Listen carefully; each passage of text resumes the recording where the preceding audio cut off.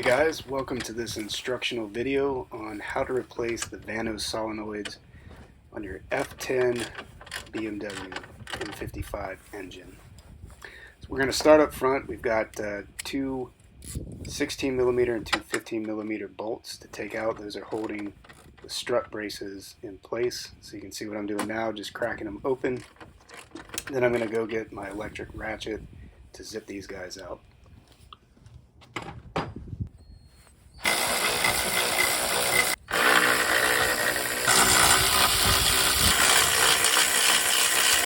Now what I like to do is use bags to keep track of the bolts, the size, how many there are, so I can just bag it and tag it and keep track of those when I put them back on.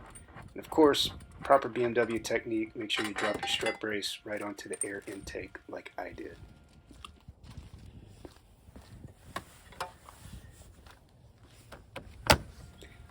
Moving along, we're next going to pop out some of the plastic clips that are holding these trim pieces in place. There are 8 in total, 4 on each side. I'm just using a flathead screwdriver to lightly pry them up and then pull them out. Doesn't take much force, and we'll see in a moment what those look like. So 4 on this side, and then I'm going to move over and do 4 on the other side.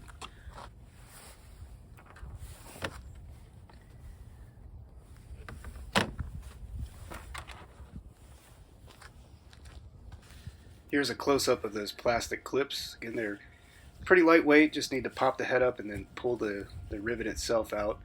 Again, doesn't take much force, be gentle, don't want to break them.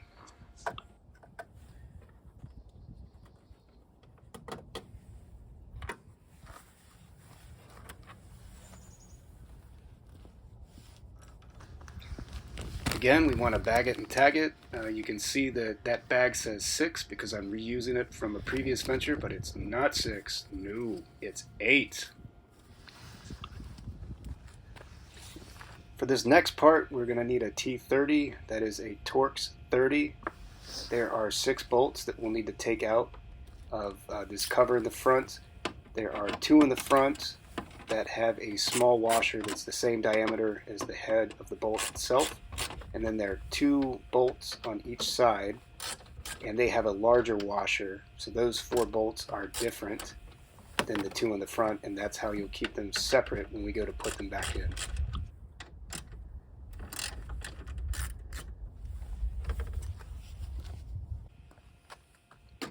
Magnetic tray is a great idea to keep things organized, although you'll be hard-pressed to find some metal on the front of this car to which the magnet will stick.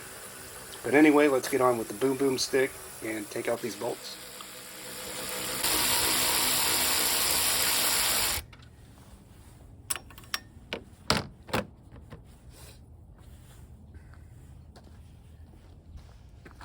For this next part, we're going to need a T40, a Torx 40, and because of the access, we're actually going to have to use a 1/4-inch wrench to grab the bit and actually work that bolt out. And as you can see, I remembered, there's a hole directly behind that bolt that ate one of my T40s in the past. So I ran to get a shop towel, and I'm just going to plug that in there so the car does not eat yet another T40. I won't lie, this part's a little bit tedious. I didn't design it, don't blame me, but just take your time and work that bad boy out.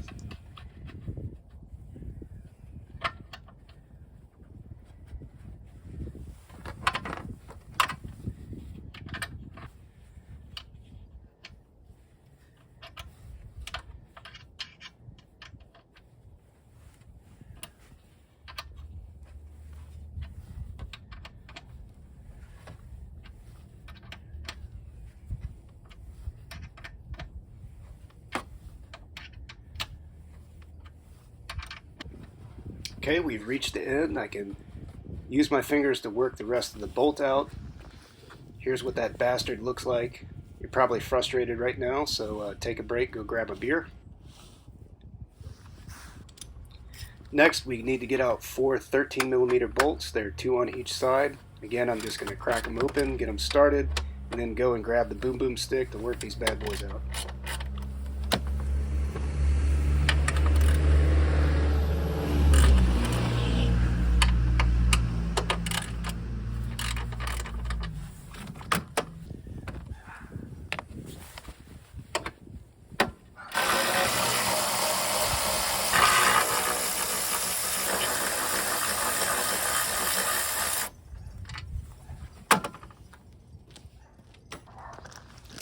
Once again, we're going to bag it and tag it. We've got all our bolts in there. Called this radiator stuff. It's not technically the radiator, but hey, we got that T30 out, so we're going to call that good enough and crack on. Next, we're going to move to taking out this support. Not sure of the technical name. This is what the strut braces were connected to, and you just want to be careful. The hood release cable is connected by 3 clips on the bottom. We'll get a good look in just a second. So boom, boom, boom, and now we can lift this up and take it out of the way. Next, we're going to start removing the electrical fan. We're going to begin by unplugging the connector on the passenger side. Simple clip that you want to depress and pull it out to release it.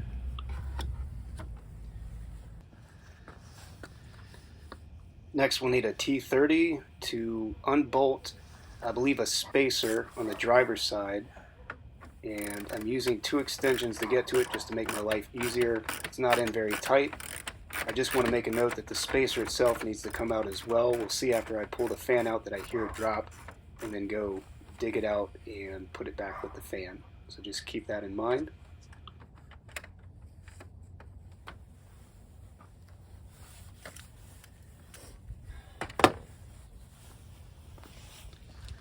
And here's what that bolt looks like.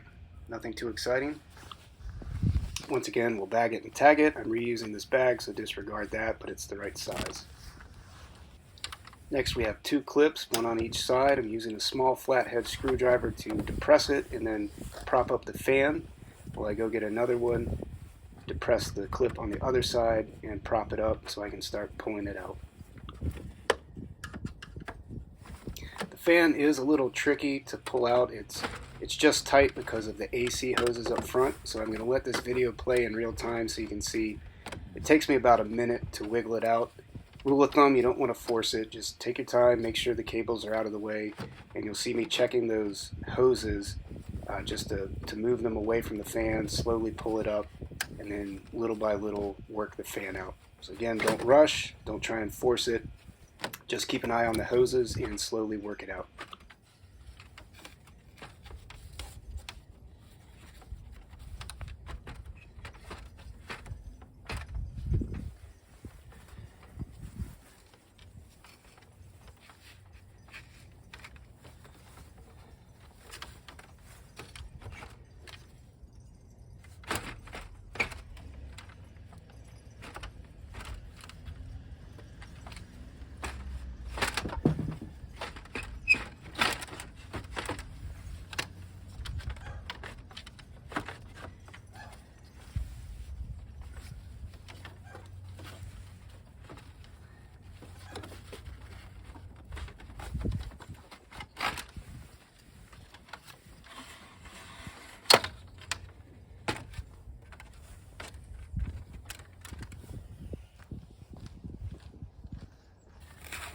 You'll remember I said I dropped the spacer, so this is where I went looking for it, found it, and ta-da!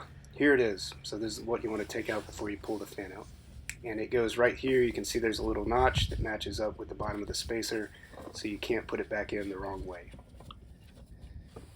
Lastly, I'm just going to remove the engine cover to get to the solenoids. Just want to wiggle them off the grommets in the front and then pull them out of the grommets in the back.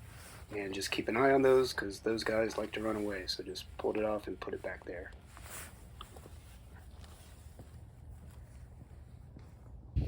Here's a look at what I do for small projects like this. Just got everything lined up in the trunk, including the bags that we've been collecting as we've been going along. Now we're ready to take out the solenoids. I'm going to start by unplugging the top solenoid. I believe that is the intake one, but I could be mistaken. So I've just unplugged it there. You want to move that out of the way and then go find yourself a 10mm socket.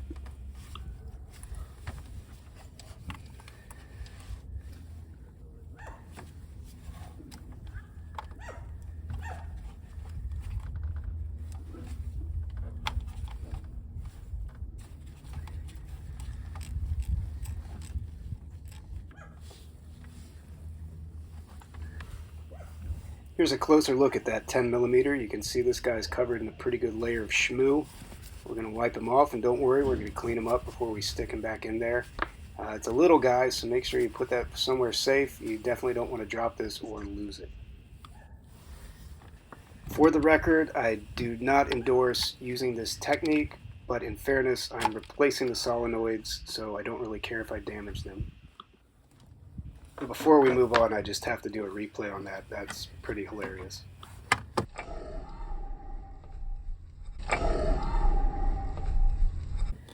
Now I'm using a shop towel to place under the solenoid when I pull it out, just to catch any excess oil.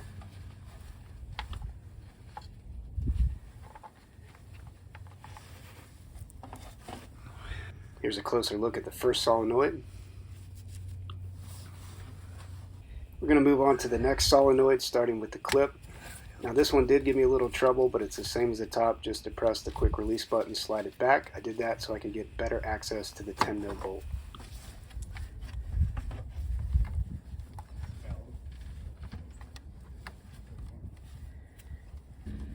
Now a day wouldn't be a day if you don't drop a socket, so we're just going to run and grab the magnet and fish that 10mm back out.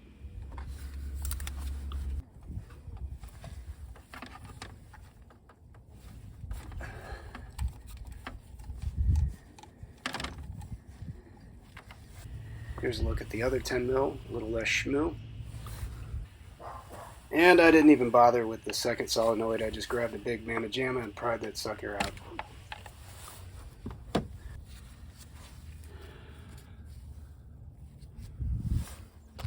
Here's a look at the old solenoids. Nothing too terrible. I could have tried to clean them up, but candidly they're prone to failure, so I just went with new solenoids.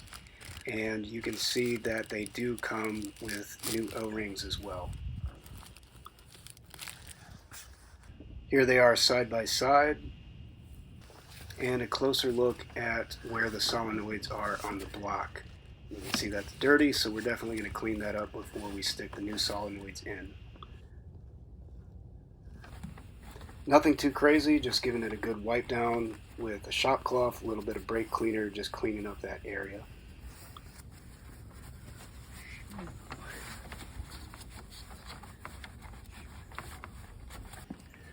And I am going to lubricate the O-rings before I stick the new solenoids back in. So I've just got some fresh engine oil and generously apply it to the top.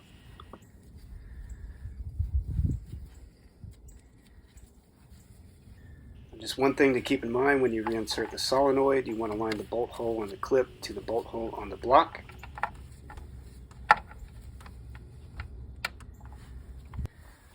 And I'm very carefully using that large flat head to push the solenoid in that last final step. You'll hear the click in a moment.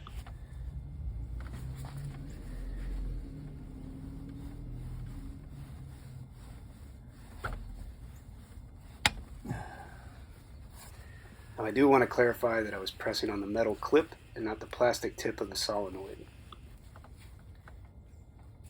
Now the torque spec on these is not very much, maybe 10 Newton meters. But candidly, I just snug it up. I don't want to risk breaking the bolt, and they were not on there super tight to begin with. So I'm just going by feel.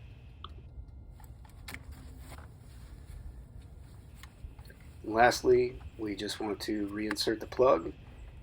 Just line it up, slide it up, and depress the quick release button. I just give it a tug to make sure it's in there securely.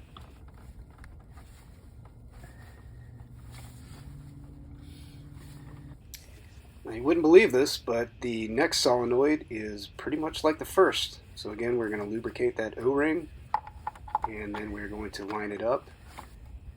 Again, I'm using that large flathead, pressing on the metal clip and not on the plastic to slide it in.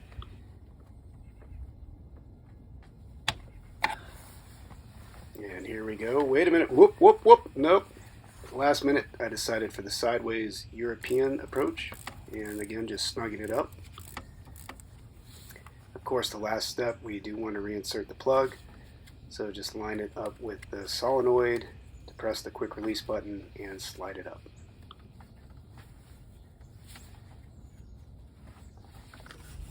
Reassembly is the reverse of disassembly, so I'm going to speed up the playback and get to the final startup.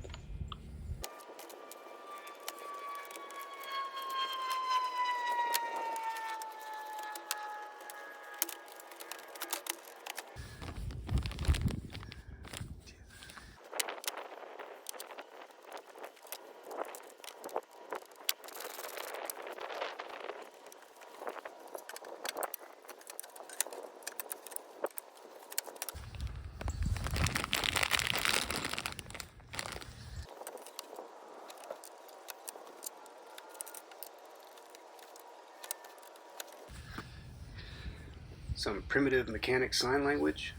Ugh.